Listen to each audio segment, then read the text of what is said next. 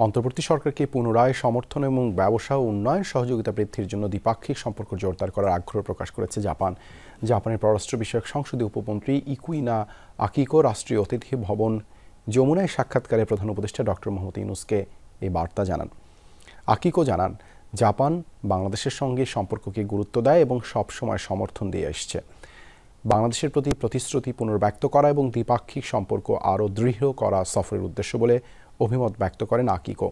প্রধান উপদেষ্টা জাপানকে বাংলাদেশের ঘনিষ্ঠ মিত্র ও সহায়ক বন্ধু হিসেবে উল্লেখ করে বলেন, এই ঐতিহাসিক সময়ে দুই দেশের মধ্যে দৃঢ় সহযোগিতা প্রয়োজন।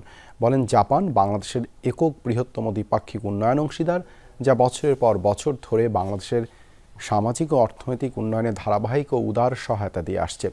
দুই দেশের দ্বিপাক্ষিক বাণিজ্য বর্তমানে প্রায় $4 বিলিয়ন এবং জাপান বাংলাদেশের শীর্ষ 5টি রপ্তানি গন্তব্যের একটি। বর্তমানে বাংলাদেশে 350টিরও বেশি জাপানি কোম্পানি কার্যক্রম পরিচালনা করছে।